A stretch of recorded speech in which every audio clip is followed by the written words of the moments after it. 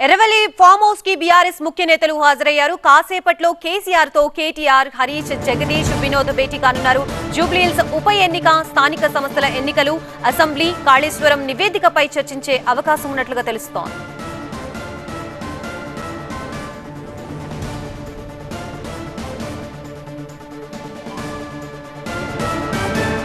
ప్రస్తుతం ఇదే అంశానికి సంబంధించి మనకి పూర్తి అప్డేట్స్ ఇవ్వడానికి మా ప్రతినిధి రాకేష్ సిద్ధంగా ఉన్నారు. రాకేష్, ఈ భేటీ యొక్క ముఖ్య సారాంశం ఏంటి? ప్రధానంగా ఏ అంశాలపై చర్చించే అవకాశం ఉంది?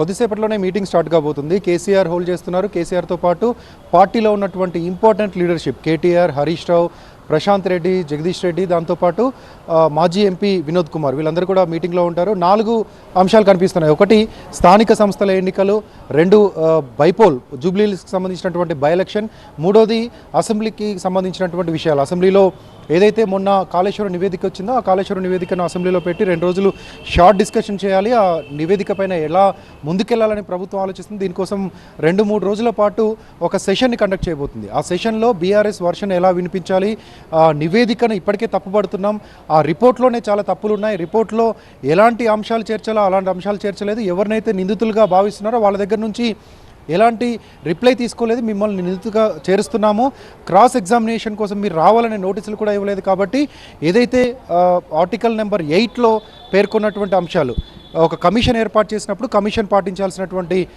ఏవైతే న్యాయ సూత్రాలు ఉంటాయో వాటికి విరుద్ధంగా జరిగిందంటూ బీఆర్ఎస్ చెప్తుంది. దాని అవసరమైతే దానిపైన సుప్రీంకోర్టుకు వెళ్ళడానికి కూడా సిద్ధమవుతుంది. అదే వాయిస్ను అసెంబ్లీలో గట్టిగా వినిపించాలి. ప్రజల ముందుకు కాళేశ్వరం నివేదిక తప్పు, కాళేశ్వరంలో ఎలాంటి తప్పులు జరగలేదు, కేవలం ఈ ప్రభుత్వం వచ్చినాక చేసినటువంటి నిర్లక్ష్యమే తప్పు అనే విషయాన్ని ఫోకస్ చేయబోతుంది బీఆర్ఎస్. దాంతోపాటు by election, Jubilee Hills by election, జూబ్లీహిల్స్లో ఇప్పుడు ఉన్నటువంటి సిట్టింగ్ సీటు, మొన్న చనిపోయినటువంటి ఎమ్మెల్యే గోపీనాథ్ బీఆర్ఎస్కి సంబంధించినటువంటి వ్యక్తి, హైదరాబాద్లో అన్ని సీట్లు గెలిచారు. కాబట్టి ఆ హోల్డ్ను నిలుపుకోవడానికి, ఆ గ్రిప్ను నిలుపుకోవడానికి ఖచ్చితంగా మళ్ళీ ఈ సీట్ గెలవాలి. అందుకోసం ఇప్పటికీ కమిటీలు వేశారు, డివిజన్ వైజ్గా ఇన్ఛార్జీలను కూడా నియమించారు. ఇక స్థానిక సంస్థల ఎన్నికలు రాబోతున్నాయి. దాంట్లో బీసీలకు రిజర్వేషన్లు ఇచ్చామని చెప్పి ప్రభుత్వం ముందుకెళ్తుంది, కాంగ్రెస్ పార్టీ ముందుకెళ్తుంది. దాన్ని అడ్డుకోవడానికి బీసీలకు రిజర్వేషన్లు ఇవ్వడమే బూటకం. బీసీలకు ఇచ్చినటువంటి రిజర్వేషన్లు చెల్లవు, కేవలం పార్లమెంట్ ద్వారా ఇచ్చేటువంటి రిజర్వేషన్లు మాత్రమే చెల్తాయనే విషయంలో ఇప్పటికే ముందుకెళ్తుంది. 2 సార్లు బీసీ గర్జన పేరుతో, బీసీ మహాసభ పేరుతో పెడదామనుకున్నటువంటి మీటింగ్స్ క్యాన్సిల్ అయ్యాయి. మళ్ళీ షార్ట్ పీరియడ్లో ఇంకొక మీటింగ్ పెట్టి, డిస్ట్రిక్ట్ వైజ్గా కొన్ని మీటింగ్స్ పెట్టి స్థానిక ఎన్నికలకు బీసీ ఎజెండాతోనే ముందుకెళ్లాలని బీఆర్ఎస్ భావిస్తుంది.